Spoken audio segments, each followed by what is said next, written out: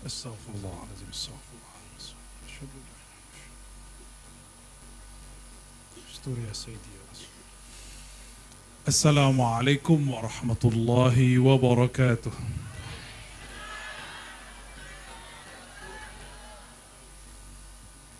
Alhamdulillahilladzi qallabal qulub. Walhamdulillahilladzi جمعنا في هذا المكان المبارك والحمد لله ثم الحمد لله أشهد أن لا إله إلا الله وأشهد أن محمدا عبده ورسوله اللهم فصل وسلم وبارك على هذا النبي الكريم وعلى آله وأصحابه ولبيته وذريته أجمعين أما بعد. Puji syukur kehadirat Allah tentu kita mulakan. Dan yang kedua, selawat kerinduan selalu kita sampaikan keharibaan baginda Nabi Muhammad sallallahu alaihi wasallam. Dan semua masyayikh, para kiai, para habaib yang dimuliakan Allah. Tadinya saya mau duduk, tapi karena para kiai duduk pakai kursi, nggak sopan kalau saya duduk di kursi. Saya berdiri aja. Wabil khusus Syekh Abuya Dr. Bushra Karim yang akan mendirikan Thariqat Bushrawiyah katanya.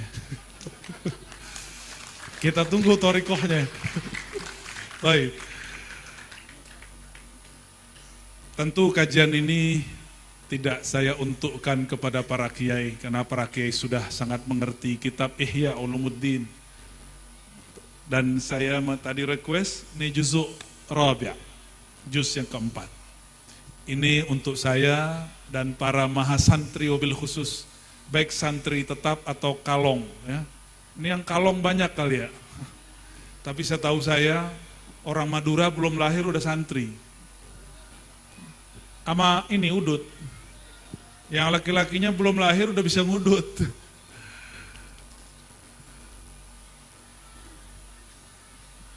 Kitab yang akan kita bedah sesanggup saya nanti insya Allah.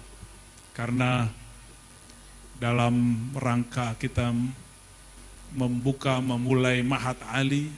Karena Ma'had Ali ini simbolnya kitab kuning. Kitab kuning yang paling disukai para masyayikh kita dari dulu sampai sekarang. Itu adalah kitab Ihya Ulumuddin. Karena judulnya luar biasa, Ihya, menghidupkan. Ulum ilmu ad-din agama. Maka semua persoalan agama zahir, batin, usul, furu', syariat, tariqat, hakikat, ma'rifat ada di kitab ini. Nah, makanya mengkaji kitab ini gak sembarangan. Namun saya alhamdulillah dulu diizinkan Allah bertemu masyayikh dari umur 13 tahun sudah ngaji kitab ini. Sampai sekarang masih ngaji alhamdulillah. Hatta al-maut insyaallah, sampai mati kita ngaji. Sampai mati kita jadi santri. Insyaallah. Nanti kalau saya nggak kuat saya minta izin punya kursi ya. Tadi dari kemarin kita ada safar ke Kalimantan, belum sempat istirahat, sudah ngajar lagi di Jakarta, lalu langsung berangkat tadi pagi. Jadi agak masuk angin. Tapi yang dikeluarin darah, nggak nyambung ya. Hijamah. Kata Pak Bupati, waktu makan wajah saya agak sedikit merah. Tadi sore itu agak lemes. Tapi setelah dibuang darahnya alhamdulillah. Barokatul hijamah. Maka para kiai, mari kita hidupkan sunnah hijamah. Nikmat sekali. Ya. Alhamdulillah. Qabla an naqra hadzal kitab نهدي مثل سماق سنقرأ من الفاتحة إلى روح النبي صلى الله عليه وسلم وإلى الإمام مصنف هذا الكتاب أبي حامد الغزالي قدس الله سره. الفاتحة. أعوذ بالله من الشيطان الرجيم. بسم الله الحمد لله رب العالمين إياك نعبد وإياك نستعين صراط الذين أنعمت عليهم غير المغضوب عليهم ولا الضالين. آمين. Karena ini bukan majelis di kelas, maka saya tidak akan baca kata per kata. Nanti kita akan ambil jumlah-jumlah mufidah yang sangat relevan untuk malam ini. Ya, ambil beberapa kalam-kalam yang nyambung, insya Allah. Bismillahirrahmanirrahim. Setelah beliau membuka dengan basmalah, jadi kitab ini, kitab Imam Ghazali, beliau wafat tahun 505, satu fasalnya seperti satu kitab. Beliau tulis bab taubah, ini yang akan kita buka, kitab taubah, itu seperti satu kitab. Maka Ihya Ulumuddin itu bukan kitabun shaghir, bukan kitab kecil-kecil, bukan risalah, tapi dia kitab ya kabir, betul-betul besar sekali, azim. Imam Ghazali biasa memulai muqaddimahnya dengan yang berkaitan dengan isi kitabnya. Jika isi kitabnya taubat, beliau berbicara tentang Allah Ghaffar, Ghafur, Rauf, Rahim. Maka di sini beliau menyebutkan ya setelah bertazkiyah, bertahmid, wa narjuhu rajaan di baris keempat ya, man ya'lam annahu al-malikul rahimul ghafurut tawwab. Nah, di belakangnya ada kata tawwabnya. Terus di belakangnya ya, ghafirudz dzanbi wa qabilut taubi syadidul iqab wa nusalli alaihi. Terus jadi dia Imam Ghazali ketika memulai satu kitab pembahasannya syukur, nanti dia masukkan nama Allah syukur. Seperti itu.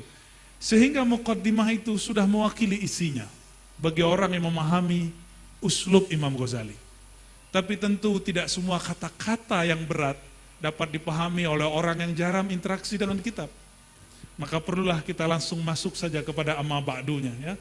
Setelah beliau bersolawat kepada Rasulullah SAW, beliau mengatakan amma ba'du. Siapa yang punya kitabnya silakan diperhatikan, kalau enggak perhatikan wajah saya aja lah ya. Ada tulisan kitab dari sini. Amma ba'du, saya tidak berbicara nahwu shorof. Nahwu shorof tentu para kiai, para santri sudah banyak yang mengerti. Fa inna taubata 'anidz dzunubi birruju'i ila sattaril 'uyubi wa 'allamil ghuyubi mabda'u tariqis salikin. Sesungguhnya taubat, apa arti taubat? Kembali, sadar. Itu arti taubat. Maka orang yang kembali dari kesesatannya disebut taubat. Orang sadar dari kesalahannya disebut taubat. Orang yang mengaku salah, menyesali perbuatannya disebut taubat. Maka ada sebuah hadis, an-nadamu taubah. Menyesali perbuatan yang lalu itu taubat. Nah, ini pemaknaan taubat. Namun apa yang unik? Allah Azza wa Jal sama nafsahu bitawab. Allah Ta'ala menyebut dirinya tawab. Allah menyebut dirinya tawab. Apa arti tawab? Kenapa tidak taib? Karena tawab bermakna yang maha menerima tobat yang berulang-ulang. Kita kalau selesai wudu baca apa? Allahumma ja'alni minat tawabin. Allah, Rasulullah SAW mengajarkan kita supaya menjadi tawab. Maka tawab ismun lahu wa li'abdihi. Tawab namanya dan juga nama untuk hambanya. Apa perbedaan maknanya? Ini hanya ittifaq fil ism la fil musamma. Hanya sama namanya tapi berbeda pada pemaknaannya.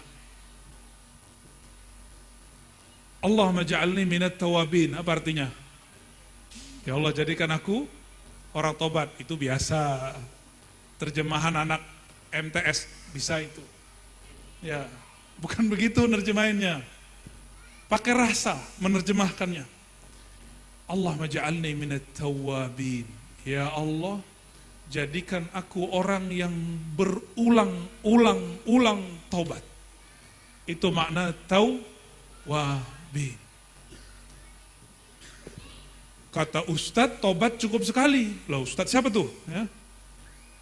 Gak ada ceritanya tobat sekali. Kalau seandainya cukup sekali, kenapa Nabi mengulang 100 kali? Dan itu kulla yaum, setiap hari. Mungkin maksud si Ustadz, kalau habis dosa, jangan maksiat lagi. Maksudnya benar, tapi uslubnya salah. Kenapa? Orang yang tobat malam ini, besok ada jaminan tidak maksiat? Hatta bahkan 1 jam setelah ini, adakah yang hadir malam ini tidak ada jaminan dia maksiat? Tidak ada jaminan dia tidak maksiat. Gak usah jauh-jauh pulang masuk kamar buka handphone bisa maksiat. Padahal habis tobat, habis tahlilan barusan. Maka kita tobat lagi. Ada seorang syekh namanya Syekh Abdullah Dagestani, seorang wali lama di Suriah. Beliau itu kullama ghafala an dzikrillah tawadda wa taba ila Allah. Setiap kali lupa kepada Allah, beliau berwudu lalu tobat.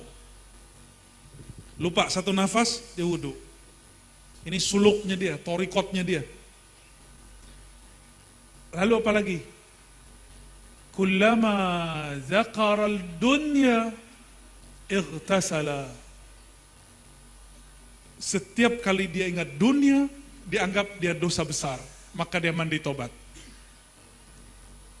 Mandi tobat qadiyah mukhtalafa indal fuqaha, ya. Banyak ahli fikih memperdebatkan mandi tobat. Tapi kalau orang ahli zikir nggak ada masalah, mandi tobat khalas masyru', nggak ada masalah.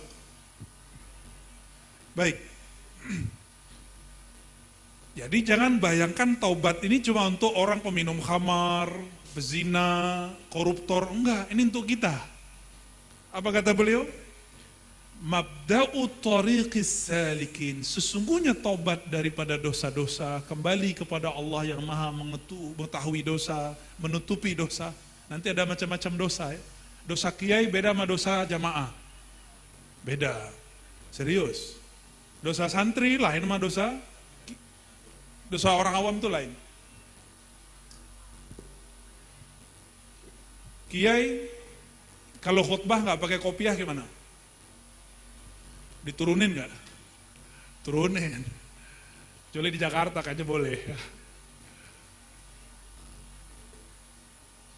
Maka dosanya para masyayikh adab yang buruk. Dosanya orang awam benar-benar dosa. Ya, mata jelalatan, korupsi, itu sebut dosanya orang awam. Zunubul awam. Maka ada dosa awam, ada dosa khawas, ada khawasul khawas. Ini usulub Imam Ghazali. Imam Ghazali selalu bagi 3. Dosa orang awam, maksiat yang zahir. Dosa orang khawas, maksiat kolbu. Dosanya khawasul khawas, para aulia, para anbiya, su'ul adab.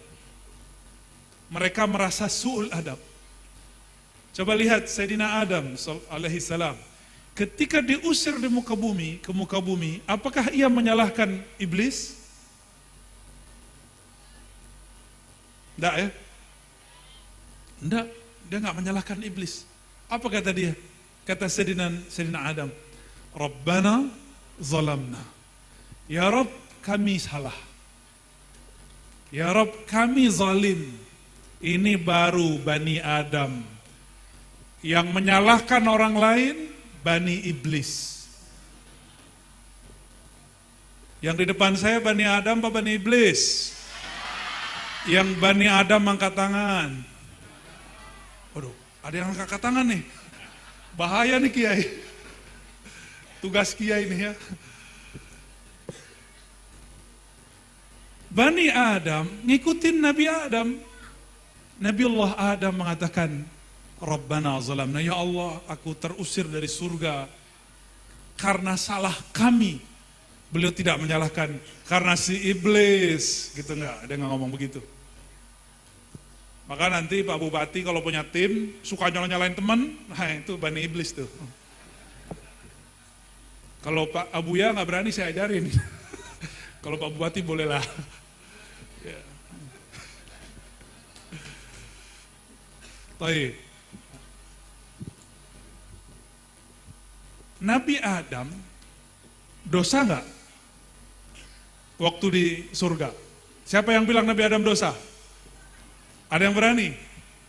Batal ahlu sunnahnya. Oh, di Quran ada. Fa'asa Adamu rabbahu faghawa. Nabi Adam, gimana terjemahannya? Durhaka kepada Rabbnya dan dia tersesat.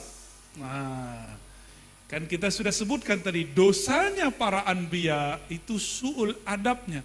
Su'ul adab itu dia yang merasa su'ul adab, bukan kita. Kita nggak boleh bilang Nabi Adam su'ul adab. Tapi mereka merasa itu su'ul adab. Su'ul adab itu kesadaran diri sendiri. Ini bukan kalam kita. Kita nggak berani bilang Nabi Adam su'ul adab, nggak berani. Tapi mereka merasa su'ul adab. Makanya mereka menyalahkan diri sendiri.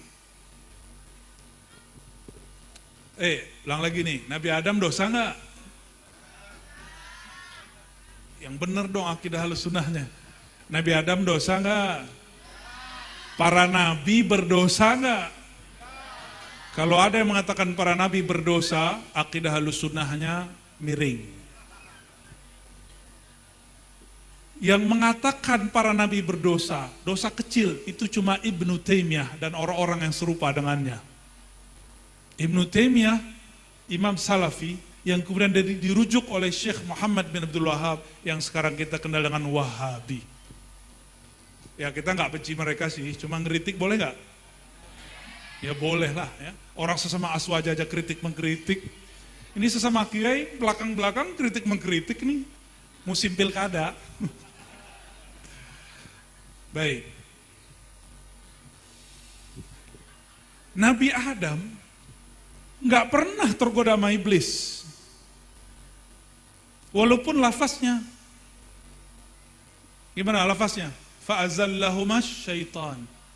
Itu azalla, pada hakikatnya Nabi Adam tidak terpedaya oleh si iblis, tapi iblis bawa nama Allah. Iblis bersumpah demi Rob, demi Tuhan. Seandainya iblis tidak bersumpah dengan nama Allah, Nabi Adam tidak akan makan itu buah syajarah. Ini dijelaskan oleh banyak ulama ahli tafsir. Ya.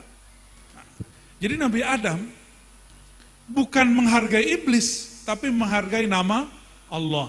Inilah mazhab sebagian sahabat. Ada seorang sahabat namanya Abdullah bin Umar. Abdullah bin Umar ini kalau pakai surbannya bagus. Suatu saat lagi jalan keluar kota, tiba-tiba bertemu kawan ayahandanya. Ayahandanya Sayyidina Umar namanya. Sayyidina Umar punya kawan orang Arab Badui. Dulu di masa Sayyidina Umar masih suka belusukan, sorbannya sering dimintai oleh orang ini. Ketika Abdullah bin Umar bertemu, apa kata orang Arab Badui ini? Imamatuka. Wallahi ya akhi. Ya benar akhi, kira-kira begitu. Anak saudaraku. Hai anak kawanku. Saya ingin serbanmu. Langsung dicopot. Tapi kayaknya nggak ada yang mau copot sorban kiai nih. Aman kiai. Abdullah bin Umar, setiap orang menyebut nama Allah dalam meminta, dia langsung kasih. Tapi Pak Bupati nggak berani. Mobilnya, demi Allah, saya mau mobilmu, nggak berani. Nggak akan berani. Ya. Itu makomnya mereka lah. Kita nggak sanggup mengikuti makom para sahabat yang sangat tinggi dan mulia. Jadi semua nabi, dimulai dari Nabi Adam, dan seharusnya kita Bani Adam, menjadikan ini sebagai mabda'ut thoriq. Inilah wirid pertama manusia di bumi. Maka benarlah Imam Ghazali mengatakan, mabda'ut thoriqis salikin. Taubat itu adalah permulaan jalannya orang-orang yang suluk. Suluk artinya menempuh jalan kepada Allah, kembali kepada Allah. Siapa yang pertama kali melakukan itu? Sayyidina Adam. Turun di muka bumi, beliau enggak jalan-jalan dulu, apalagi selfie dulu kayak kita kan. Oh kayaknya bumi cakep juga nih, selfie enggak ada. Sayyidina Adam langsung sujud dan dia membaca Rabbana zalamna. Imam Ibnu Katsir menyebutkan itu selama 40 hari. Ada yang menyebut 40 tahun. Kayaknya yang lebih masuk akal 40 hari. Wallahu a'lam sawah. Ya, mungkin. Itu syariat Nabi Adam. Kalau tobat 40 hari sujud, ada yang berani? Tobat 40 hari sujud. Sayyidina Umar tobat 40 hari tidak tidur malam dan tidak makan siang hari. Cuma karena pernah gertak Nabi. Rasulun anta? Ente benar Rasul enggak? Itu bukan dosa yang gimana-gimana, dia cuma merasa suul adab. Ahakun dinuna, 2 pertanyaan dia kasih kepada Rasulullah. Sebenarnya agama kita ini benar gak sih? Kenapa engkau mengalah daripada orang kafir wahai Rasulullah? Itu pertanyaan Sayyidina Umar.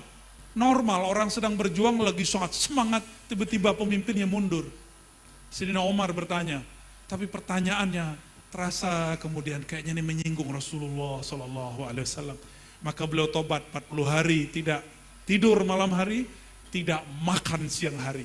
Zikir, istighfar, begitulah terus sholat. Beliau nggak berani menatap wajah Rasulullah SAW. Hadis itu sahih. Benar, berat jadi sahabat Nabi ya. Berat jadi sahabat Rasulullah SAW. Sayyidina Umar, orang paling adil di zamannya. Meninggalnya diapain? Di atas kasur atau ditusuk? Ditusuk. Maka kalau para pemimpin di negeri ini cuma dibully-bully doang mah biasa. Ya. Bukan untuk Pak Bupati, untuk menghibur pendahulunya juga ya. Adakah orang yang lebih adil dari Sayyidina Umar sekarang? Ada nggak? Saya rasa nggak ada. Ya, nggak ada. Sayyidina Umar masih ada nggak puas dengan beliau. Masih ditusuk mati. Ya. Bukan tusuk coblos. Maka siapapun yang memimpin jamaah, memimpin komunitas, memimpin organisasi, partai, negeri, daerah, siap-siap dibenci. Ya. Ini sudah tanda, sudah sunatullah, sudah kutukannya dari sono. Maka nikmati aja ya. Jangan dikira cuma pemimpin doang yang dikritisi, yang dibenci. Guru ngaji juga ada yang benci, yang benci guru ngaji juga.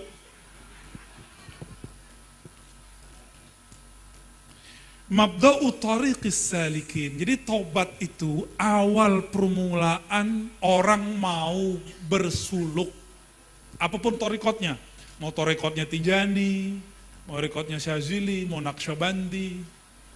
Torikot apa lagi? Qadiriyah, Naqsyabandiyah. Apalagi torikot di sini. Busyrawiyah ada muncul belum? Torikot apa lagi? Pasti banyak torikoh di sini. Ada torikoh yang unik di negeri kita, ada torikot lokal. Akmaliyah, Siddiqiyah. Kita nunggu tarikat lokal Al-Busyrawiyah.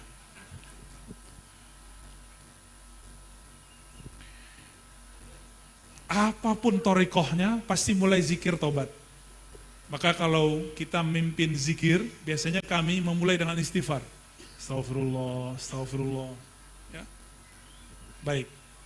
Wa ra'su malil faizin wa awwalu ikdamil muridin. Sama pemahamannya ya. Wa miftahi istiqamatil ma'ilin wa matla'il istifa wal ijtiba' lil muqarribin lil muqarrabin.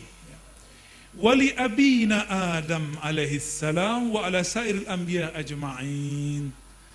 Ini yang kita sampaikan barusan.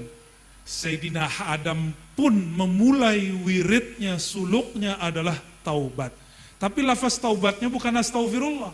Lafaz taubatnya Rabbana zalamna. Maka lafaz taubat sigat disebut bahasa Arab, ada astaghfirullah, ada atubu ilaih, ada Allahumma anta rabbi la ilaha illa anta khalaqtani wa ana abuduka wa ana ala hadika wa adika, sampai akhir disebut sayyidul istighfar. Ada kalimat seperti ini, Rabbana zalamna. Masih ingat Nabi yang dilempar masuk ke dalam perut ikan? Apa sigat istighfarnya? La ilaha illa anta subhanaka inni kuntu minaz zalim. Jika Nabi Adam memulai dari zalamna, mengaku salah, Sayyidina, siapa tadi namanya? Yunus memulai dengan kebesaran Allah, la ilaha illa anta. Itu sama-sama mirip itu. Bedanya ini orang datang dengan kehinaan, yang ini berlindung dalam kebesaran. Itu hebat-hebatnya para nabi. Disebut uslub anbiya. Ya. Wa ma ajdara bil aulad al-iqtida' bil abwa'i wal ajdad. Maka sepantasnya bagi keturunan Bani Adam mengikuti ayahandanya Rasulullah Sayyidina Adam alaihis salam. Ya. Nah, ini yang penting di situ.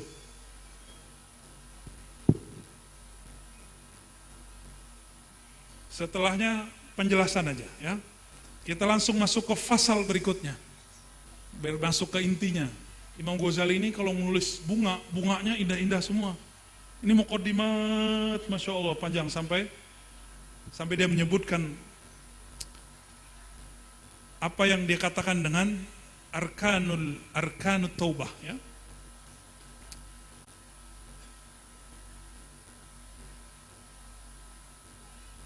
Nah, di baris ketiga di halaman ketiga, ini baris ke 1 2 3 4 5 6. Beliau menyebutkan rukun taubah sebelum masuk ke fasal berikut. Apa rukun taubat? Jadi tidak hanya sholat yang ada rukunnya, taubat pun ada rukunnya. Kalau rukun sholat, siapa yang menyusunnya? Fuqaha. Rukun taubat, siapa yang menyusunnya? Sufi. Ulama sufi. Jadi ulama sufi itu bukan hanya ada di gunung-gunung. Mereka nulis kitab, ini hasilnya 4 jilid besar. Mereka orang-orang cerdas. Imam Ghazali juga ahli fiqih. Dia juga ahli aqidah, dia juga ahli falsafah. Ya. Ada yang ngeritik. Nah, ini keluar dikit sebentar. Biar kayaknya tadi ada yang kepikiran. Kata orang, kitab Ghazali ini banyak hadis palsunya. Benarkah begitu? Saya pastikan orang yang ngomong begitu belum pernah khatam kitab Ihya. Ya. Saya pastikan wallahi dia belum khatam. Kalau dia khatam kitab Ihya, dia khatam kitab-kitab hadis yang besar dan kitab hadis yang kecil-kecil, dia akan tahu hampir semua riwayat yang dinukil Imam Ghazali ada sumbernya dalam kitab hadis. Dan ini bukan hanya saya yang mengatakannya. Sebelum ini sudah ada namanya Syekh Anas Sufrawi. Saya dulu mengkajinya 2006. Ternyata di saat yang sama ulama-ulama banyak yang mengkaji. Syekh Anas Sufrawi bacanya. Masih hidup, masih muda. Di Suriah. Gak tahu tinggal di mana sekarang beliau. Setelah meneliti, ketemu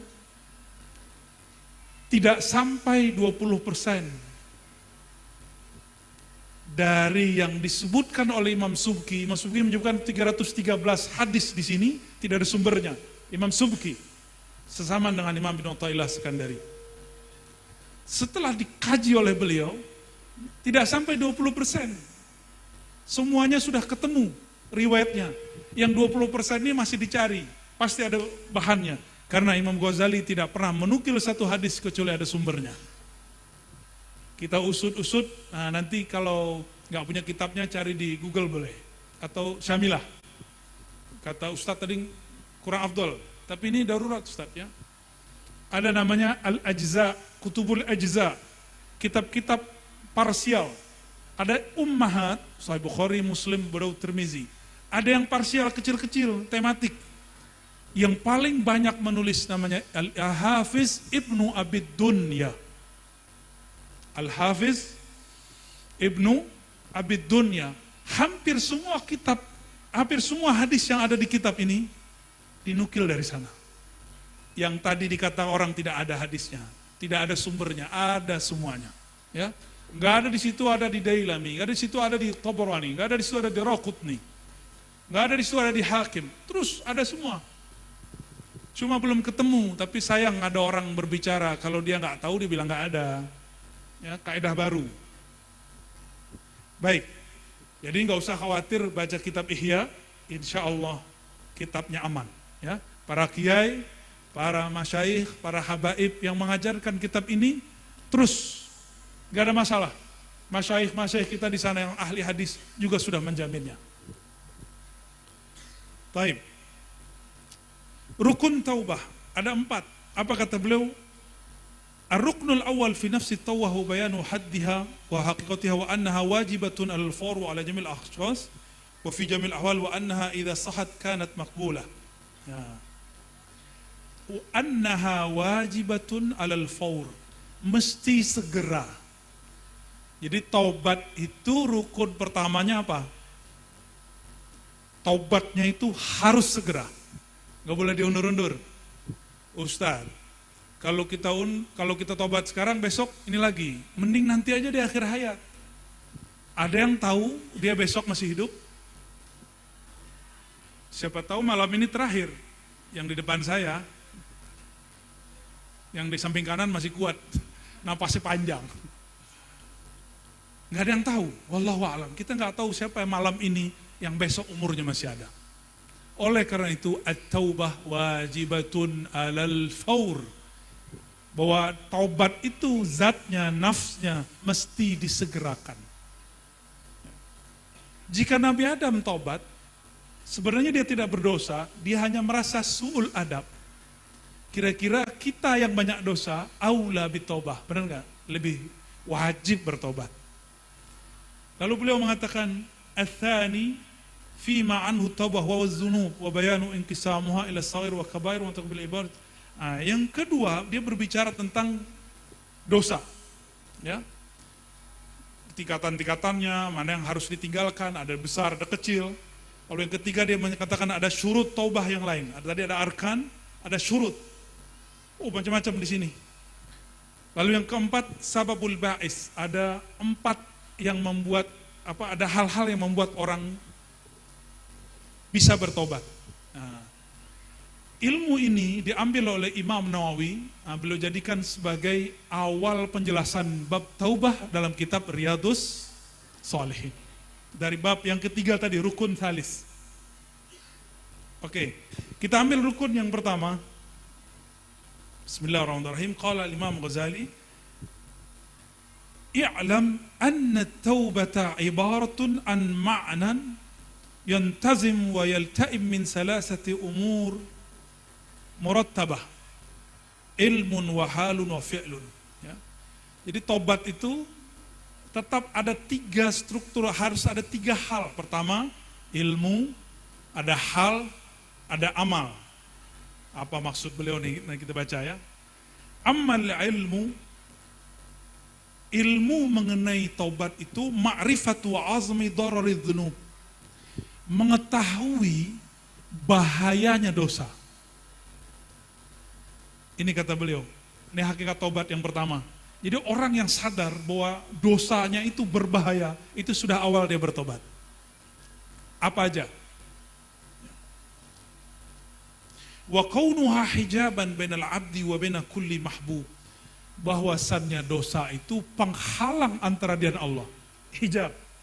Bapak Ibu yang makan Allah, hijab artinya penghalang. Hijab itu terbagi 2. Ada hijab nur, cahaya, ada hijab zulumat. Lawan cahaya apa? Zulm. Kegelapan. Cahaya itu contohnya begini, ilmu, taat, pinter, soleh. Ini bisa jadi hijab. Ini ilmu. Orang kalau berilmu sombong dan merasa dirinya berilmu, dia sedang terhijab. Orang berilmu sukanya jidal, sedang terhijab. Sukanya debat. Orang berilmu dijadikan ilmu itu untuk jadi cara untuk mencari kesalahan orang lain, itu jadi hijab. Namanya hijab nur. Dia kayak benar, tapi itu salah. Ilmu bukan itu. Dari tadi kan ada yang nunggu-nunggu nih, kapan pembicara salah, ya kan? Itu hijab nur, itu hijab nur. Allah Maha tahu. Innahu alimun bidzatis sudur. Gak usah jadi juri begitu, gak usah. Allah Maha tahu.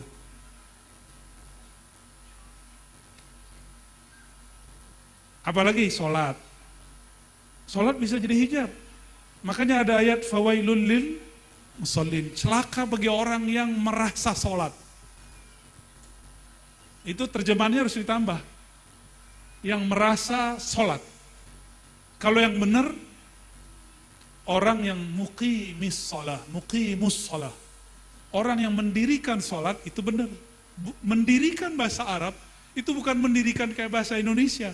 Muqim ada iqam, itu berarti al-kasb, usaha.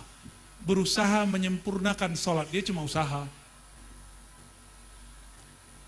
Ini rahasia para kiai dan ustadz. Sebenarnya kiai ustadz tuh sholatnya gak khusyuk-khusyuk amat. Serius, tanya aja sama kiai-kiai. Saya udah survei diam-diam kepada para kiai. Pak Kiai, sebenarnya sholat pakai khusyuk gak sih? Soalnya ini susah nih. Sama kita katanya. Banyak kiai begitu. Ya.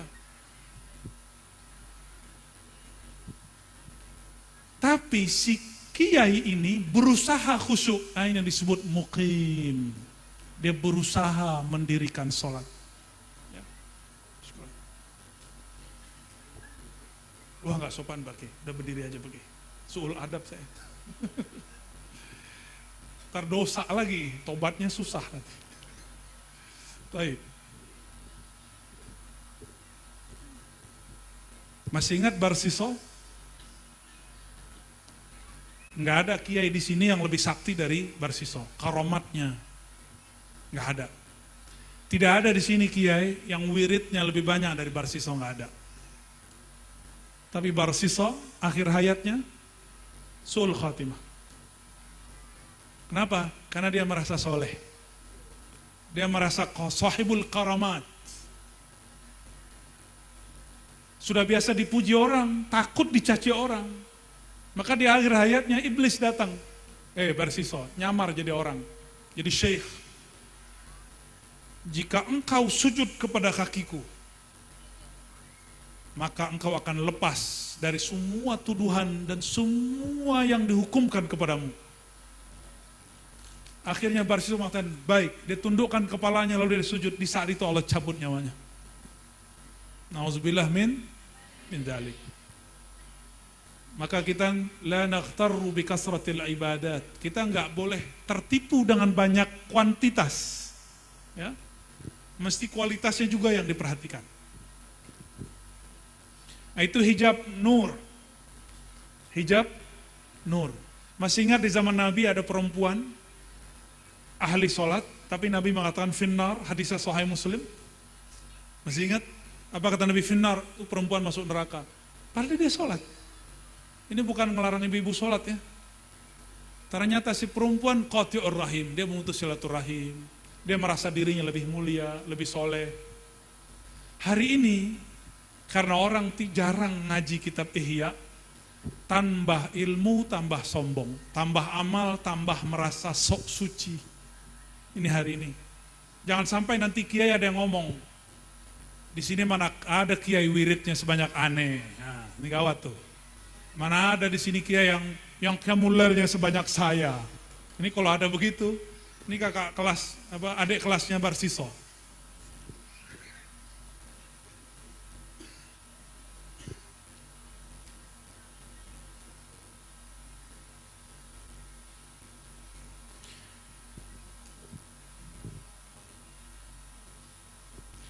Orang kalau ngerti bahaya dosa, tadi dosa nuriyah, ada hijab zulmat, kita sudah tahu semua.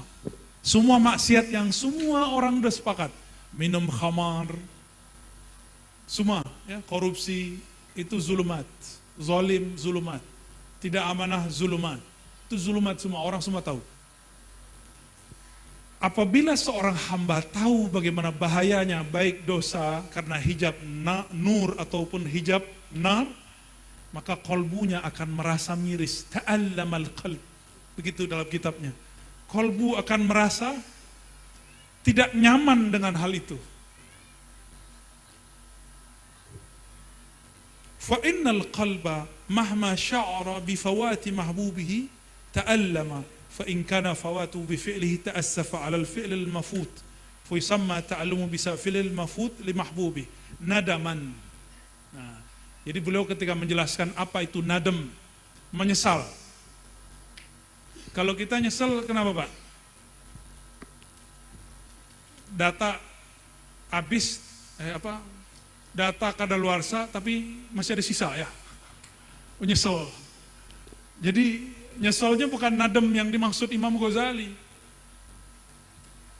Menyesal itu bukan hanya karena si maksiatnya, si dosanya, tapi karena sebab dosanya rahman Allah tidak turun. Di situ kita kemudian nadam, ada di situ rasa tidak nyaman. Ini masih banyak di sini.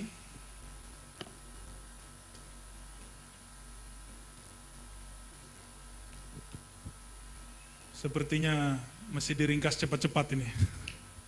Ini lain kalau saya duduk sama berdiri begitu jadinya.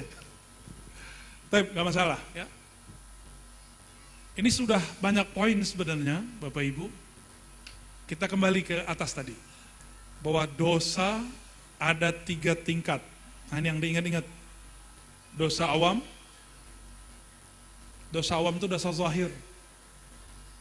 Yang kedua dosa khawas, dosa kolbu. Yang ketiga dosa apa? Dosa adab.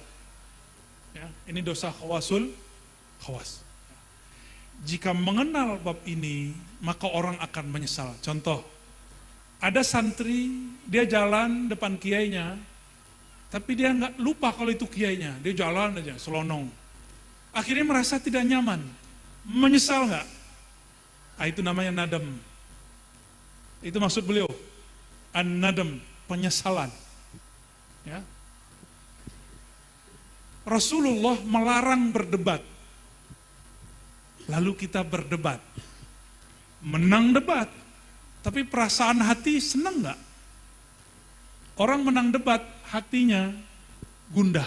Orang kalah debat, hatinya malu. Sama-sama nggak enak. Ada perasaan nggak enak. Lalu dia sesali, disebut an-nadam. Maka Nabi mengatakan, an-nadamu taubah. Engkau menyesali, itulah taubat. Maka Nabi Adam ketika mengatakan, zalamna ya Rabb, kami menyesal, kami zalim, itu beliau sedang bertobat. Ya.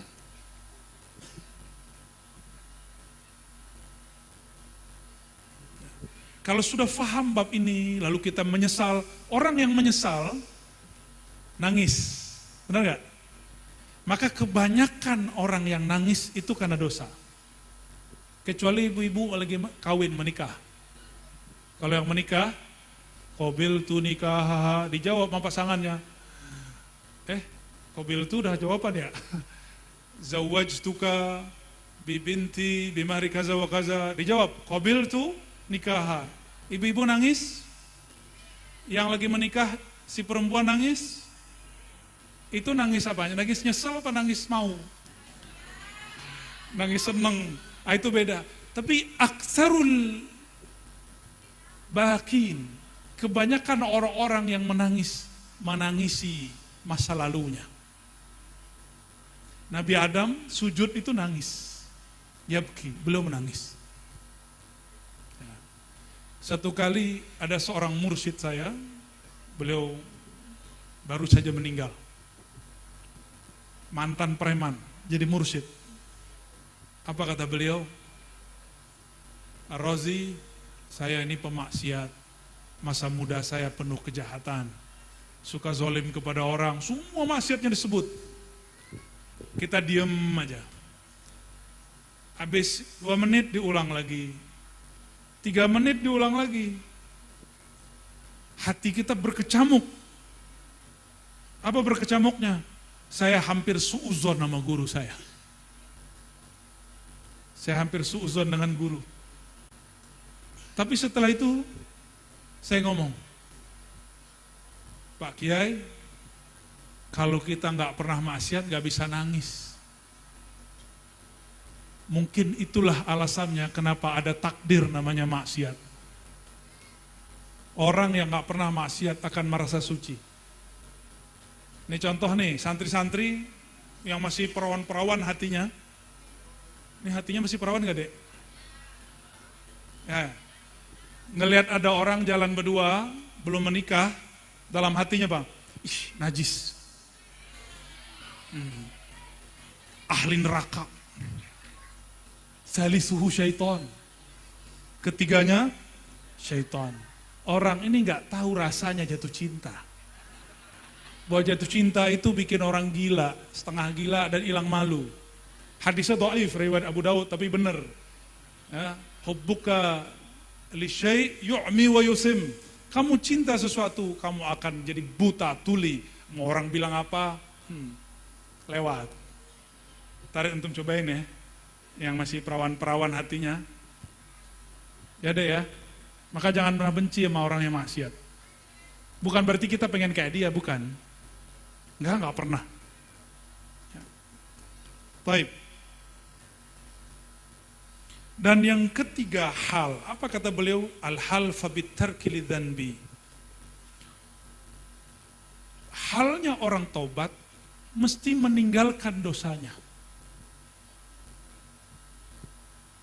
Bukan berarti kemudian pasti besok meninggalkan, tapi yang penting hari ini, malam ini. Maka itu disebut dengan taubat, ya. Nah, ini banyak sekali teori-teori yang beliau sebutkan. Saya mau tanya, Bapak Ibu, tobat itu sunat atau wajib? Ini bahasa awam. Beneran? Berapa kali sehari? Kalau sholat 5 kali. Tobat berapa kali? Berapa kali? Beneran gak wajib? Kalau wajibnya alal faur atau alal tarahi? Sekarang juga sesegera mungkin atau nanti? Sekarang juga tobatnya. Maka Imam Ghazali mengatakan, i'lam anna wujubat taubah zahirun bil akhbar wal ayat wa huwa wadihun bi nuril basirah. Ketahuilah bahwasanya taubat itu wajib, bukan sunat. Kalau dalam bahasa usul fikih mustahab, bukan sunat ya. Ini wajib hukumnya. Maka orang nggak bertobat, dosanya 2 kali. Udah maksiat, lalu tidak meninggalkan maksiatnya, terus dia kemudian bermaksiat. Jadi tarkut taubah, meninggalkan taubat itu sendiri juga dosa.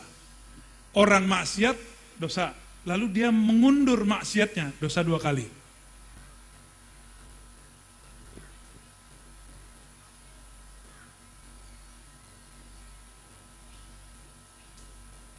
Nah, taubat ini ada yang bisa sendiri, ada yang dibimbing. Apa kata beliau? Fasalik imma a'ma la yastaghni anil qa'id fi khutwihi wa imma basir yahdi ila awal tariq thumma yahtadi bi nafsihi. Jadi orang yang taubat ini ada 2 karakter. Ada yang buta, dia nggak tahu kemana harus taubat. Makanya banyaklah cerita orang-orang hijrah lalu salah guru. Tahu-tahu dapat guru yang ekstrim. Atau dapat guru yang aneh-aneh. Atau dapat guru yang nyeleneh. Itu biasa. Itu salah satu sunnatullah orang berguru. Ya. Yang paling banyak ekstrim santri atau orang-orang umum? Yang banyak ekstrim. Coba cek teroris-teroris yang ada di Indonesia, kebanyakan lulusan umum atau pesantren? Umum. Benar ya? Ya. Hakul yakin. Itu dia pengen bener, pengen tobat. Ketemunya ustadz-ustadz yang mengajarkan jihad tidak pada tempatnya. Ini cara tobat. Ya akhi, hadhihi hiya taubah. Innamal jihad huwal qital. Orang bertobat langsung diajarin qital, ya. Ada lagi yang lucu, kiai. Kalau para kiai sudah makomnya, ya. Baru hijrah sudah bahas bab ta'adduduz zawaj. Tahu? Baru hijrah nih. Kiai aja udah lama-lama ngaji, belum berani sebagian besar ya. Mimbabil khauf. minal khaifin. Tapi mereka sudah berani bab itu. Tapi itu masih mending, masih oke. Paling-paling dia berkorban dia sama dia aja. Tapi kalau masuk ke bab jihad, kita sudah lihat banyak sekali orang-orang yang salah berguru, salah majelis. Nah, kita punya harapan besar kepada para santri, terutama mahasantri.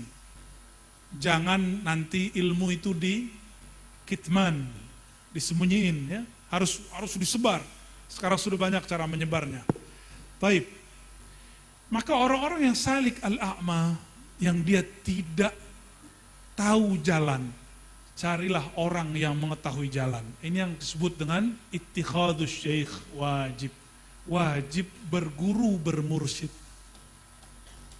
Jadi cara tobat pun, kalau yang nggak tahu caranya, cari mursyid. Cari kiai yang mengajarkan. Mursyid itu kan bahasa Arab.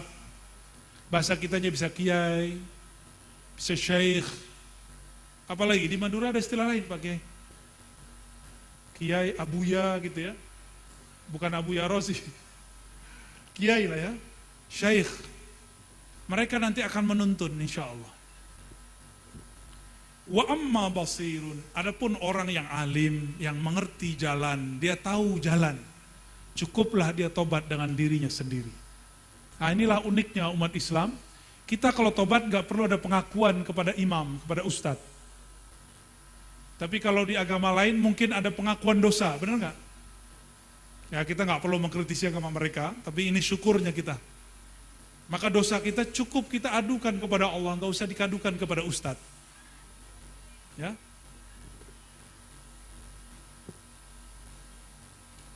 Nah ini tentang wujubit taubah wa fadluha. Bagian akhir lah ya. Mau bagian akhir atau nambah? Mau memunculkan keridhaan Allah dengan cara cepat? Kita ini gak banyak amal. Tapi ada cara untuk menggapai ridha Allah cara cepat, jalan tol. Babnya bab ini, ya. Imam Ghazali menyebutkan beberapa riwayat. Ada riwayat yang sahih, ada yang tidak sahih. Yang kurang sahihnya, lafaznya begini. Tapi maknanya benar. At-taib habibullah. Orang yang tobat itu kekasih Allah. Maka Allah jatuh cinta kepada orang yang tobat. Yang mana Allah belum tentu jatuh cinta kepada orang yang merasa taat. Merasa taat lah ya, bukan taat. Ya. Wa ta'ib minadz-dzanbi kaman la dzanbalah. Nah, potongan kedua ini kualitasnya hasan. Orang yang tobat dihitung seperti tidak pernah maksiat. Orang yang tobat, ternyata ada satu asrar rahasia dalam hadis yang sahih dikatakan, idza aznabal abdu, jika seorang hamba maksiat, maka di kolbunya ada titik noda hitam, nuktatan sauda. Nih, tadi buka situs yang aneh-aneh, buka video yang aneh-aneh, itu kolbunya gelap. Baca status aib orang, berdebat di sosial media, kolbunya gelap. Rasakan aja, nanti kolbunya gelisah. Seperti kita gelisah kalau lampu mati, kecuali orang pasutri, pasangan suami, nah itu kalau gelap malah senang. Ya. Kalau kita sendiri, lampu mati, gimana? Gelisah nggak? Di saat seseorang bermaksiat, baikah zahir, baikah batin, baikah adab, maka kolbunya akan merasa gelap. Disebut nuktatun sauda, bukan nuktah, nuktah, noda. Kalau nuktah, titik. Jika dia istighfar, jadi hari itu, pada hari kita maksiat, Allah mengatakan, la taktub, jangan tulis dulu, siapa tahu dia setelah ini bertaubat. Siapa tahu dia setelah ini istighfar. Jadi kalau kita maksiat hari ini, di ujung hari, di ujung sebelum tidur kita istighfar, maksiat tadi siang dihapus. kecuali fima yata'allaq bihukukil adami, yang berkaitan dengan hak-hak manusia. Lalu kalau kita bertobat dihapus nih. Besok maksiat lagi. Titik yang kemarin muncul bertambah dengan titik yang baru. Noda yang kemarin muncul dengan noda yang baru. Inilah kenapa orang-orang sulit khusyuk dalam sholat. Karena la yanjah fi babit taubah. Karena tidak lolos di bab taubat. Gak beres bab taubat, kolbunya selalu gelap, dia tidak akan pernah khusyuk. Karena khusyuk itu ketika kolbunya bening bercahaya. Atas dasar itulah Nabi berkalam kepada para sahabatnya ketika sebelum sholat. Sallu salatan muwaddi'. Salatan muwaddi'. Sholatlah kamu seakan-akan inilah yang terakhir. Kalau kita tahu hari ini terakhir, pasti paling bagus sholatnya. Cuma kan ini hanya menjadi gimmick. Imam-imam hanya dibaca, orang-orang cuma mengulang-ulang, tapi tidak ada pemaknaan. Salat muwaddi itu salatut taibin, salatnya ahli taubat. Salat penuh penyesalan. Itu salatut taibin, salatu muwaddi. Lalu di hadis berikut dikatakan, Lallahu afrah bi taubatil abdil mu'min min rajulin nazala fi ardi dawiyatin muhlikatin ma'au ra'ilatu, sampai akhir hadis ya. Allah sangat afrah, senang. Nih mau bikin senang Allah, mau ingin mendapat ridha Allah, cara cepat. Gimana cara cepatnya? Bi taubatil abdil mu'min, dengan taubatnya seorang hamba yang percaya kepada Allah SWT. Itu lebih bagus, lebih disenangi oleh Allah daripada senangnya seseorang kehilangan motornya, kehilangan kendaraannya, lalu ketemu ketika dia sudah capek mencarinya. Sehingga si hamba mengatakan, Ya Rabb, anta abdi wa ana rabbuk. Jadi nanti ada orang, ini cerita Nabi, ada orang ketika dia bahagia kendaraannya kembali, dia mengatakan, Ya Allah, engkaulah hambaku, akulah Tuhanmu. Saking bahagianya kebalik-balik. Ini yang disebut syatahat. Ya, disebut syatahat. Nyelenehnya orang-orang yang sedang farhan billah, karena senang kepada Allah. Maka oleh-oleh kita malam ini, terutama bagi saya dan para santri dan jamaah yang datang, saya mengajak tidak hanya taubat yang zahir, mari kita mulai taubat yang batin. Taubat kolbu. Taubat kolbu. Di kolbu ada iri dengki nggak? Kalau Pak Bupati yang iri sama dia, yang nyalon, yang gagal. Tapi insya Allah yang gagal sudah move on. Karena apa? Karena ada kesamaan kepentingan kekuasaan. Kalau orang dagang di pasar, kepentingannya apa? Dagangan laku. Itu sebabnya sama-sama toko beras, itu bisa iri dengki. Padahal santri. Sarungan lagi. Bisa pegang-pegang jimat itu. Jadi kalau kita cek ini Pak Bupati, di semua pasar itu jimat banyak sekali. Yang jual kayaknya kiai juga nih. Bukan jual, mahar. Maaf Pak Kiai. Bab jimat kan ada khos, ada babnya. Ada yang mamnu, ada yang jaiz. Ada yang boleh, ada yang haram. Ya, kita sudah tahu lah itu. Orang Madura paling paham lah itu ya. Ya. Kedai makan, sama-sama kedai makan. Saya suka, mata itu suka nggak nyaman kalau masuk kedai makan. Mata itu kemana? Antar kelihatan ada jimat bagian mana. Nggak kelihatan sama orang, tapi kelihatan sama kita.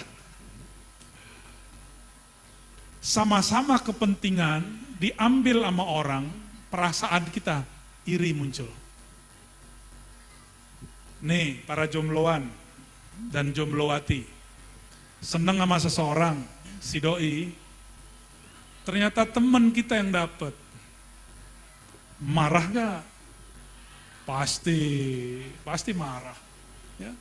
Pasti nyari-nyari kesalahan orang yang dapetin itu. Kenapa? Sama-sama menyukai objek yang sama. Tapi yang paling bahaya kata Imam Ghazali bukan masalah orang dagang, orang berpolitik, bukan masalah orang jatuh cinta. Yang paling bahaya hasadul ulama, hasadnya ulama. Ini yang paling bahaya. Ulama itu apa? Aslinya ulama itu yang takut kepada Allah, yang berilmu. Harusnya dia iri karena ilmu. Kalau itu positif. Karena la hasada illa fisnatain, tidak ada hasad kecuali dua. Karena ilmu dan kitab dan suka berbagi. Ya. Tapi hasadnya ulama apa? Orang kalau sudah alim, penjelasannya enak, jelas, jamaahnya banyak gak? Di situ mulai musibah kepada para alim ulama. Ya, disebut kasratul atba. Maka taubatnya ulama yang kita sebut di depan tadi lain dengan taubatnya jamaah. Diujinya bukan begitu. Ada jamaah nanya, dia telat minta izin. Afwan Pak Kiai, maaf, afu, telat. Tadi dari habis Kiai Fulan, penjelasannya bagus. Kiai kesel, kayaknya perasaan lebih alim gua daripada dia. Akhirnya keceplos. Dia itu dulu waktu nyantri tidur. Dulu ada kelas saya itu nggak beres itu. Oh akidahnya nggak sahih itu, torikotnya nggak bener itu. Nah itu udah kasar tuh. Ada begitu. Ini hati-hati, hasadul ulama. Hasadnya para ulama kalau hasad pakai kitab. Pakai ayat. Pakai hadis, pakai subhanallah. Masya Allah ya akhi. La hawla wa la quwwata illa billah. Ana uhibbuk. Tapi batinnya ubghiduk. Zahirnya bilang cinta, batinnya benci. Imam Ghazali catat itu dari dulu. Karena itu pengalaman beliau sendiri. Ini saya bukan lagi nyinggung siapa-siapa ya. Ini kita lagi ngajak, ini beda taubat alim dengan taubat orang-orang yang santri. Kita nggak seneng ada orang ngaji, teman kita, murid kita ngaji ke guru yang lain, itu dosa loh. Itu harus ditobatkan itu. Itu kiai kalau ngajar, hasadnya akan nyebar-nyebar. Kalau guru hasid, muridnya hasid. Gurunya alim, muridnya alim. Gurunya beradab, muridnya beradab. Gurunya ngajarin hasad, muridnya hasad semua. Ini yang dikatakan Imam Sya'rani, Al-Wali, Ibnul Wali. Yang paling parah Imam Sya'rani itu ngomong, kalbun, ibnu kalbin, yang mengerikan sekali ya. Anjing anak anjing, aduh ngeri kali itu Imam Sya'rani. Wali anak wali. Ya, kita nggak sampailah mengatakan itu ya. Ini bahaya, ini untuk saya sendiri. Untuk saya sendiri. Dan siapapun yang merasa dirinya diberi ilmu oleh Allah. Rasakan godaan itu nyata sekali. Nyata sekali. Mau dia berumur masih muda, apalagi sudah tua. Ya. Beda taubat orang alim dengan jamaah lain. Ya. Ada lagi namanya taubat dari riya. Riyaknya orang alim lain dengan orang awam. Orang alim itu riyaknya menyebutkan kitab. Qala fi kitab kaza wa kaza wa kaza wa kaza. Dalam kitab ini halaman sekian, itu senangnya bukan main tuh. Ya. Kita senang kan dimanjakan oleh guru begitu? Senang. Itu bagus secara zahir. Tapi batin dia merasa di Madura ini cuma saya yang alim. Hanya saya yang bisa menjelaskan pakai kitab. Ada begitu, dia wajib taubat itu. Allah nggak pandang kolbunya. Allah nggak suka sama orang-orang begitu. Walaupun dia duduk tinggi, berdiri tinggi dari jamaahnya, mungkin jamaahnya lebih afdol dari dia. Nah itu terjadi. Imam Ghazali cerita tentang dirinya. Imam Ghazali cerita tentang dirinya bahwa dia merasa dirinya alim. Maka dia tebus itu di salah satu rihlah Imam Ghazali. Beliau khalwat di salah satu menara di Syam. turun dari Manara sampai di masjid, ternyata di masjid orang lagi buka kitabnya. Imam Ghazali nyamar jadi murid. Yang dibaca kitab Imam Ghazali. Nah, itu cara beliau. Gak ngomong, itu kitab gua tuh, itu kitab aneh tuh. Gak ngomong dia. Apa riaknya? Ingin disebut alim, takut disebut jahil. Sehingga ketika ada orang bertanya satu bab, dia tidak tahu kitabnya. Pura-pura menyebutkan satu kitab, dan dia menipu dirinya dan jamaah. Itu terjadi juga. Kita cukup mengatakan, ana la adri. Kata Imam Malik, qauluka la adri nisful ilm. Engkau mengaku tidak tahu, itu separuh tahu. Kalau tidak tahu, cari tahu. Tapi kalau sudah merasa tahu, lalu membantah, akan sulit diberikan ilmu oleh Allah SWT. Maka taubatnya alim, takhtalif an taubat al-muta'allim. Ya. Jadi saya mengajak diri saya sendiri dan kita semua, mari sesuaikan taubat kita sesuai dengan makomat yang tadi. Nah, sebagai penutup, Nabi SAW bertobat di hadisnya disebutkan 70 marrah, yang kedua 100 marrah. 70 kali, 100 kali. Saya bagikan teori tekniknya, silakan amalkan di rumah. Ternyata 70 dan 100 itu jika dibawakan ke dalam diri kita, bukan ngitung. Karena mi'ah dan sab'in litakthir, menunjukkan banyak, bukan litahdid walal hasr. Bukan menunjukkan batas.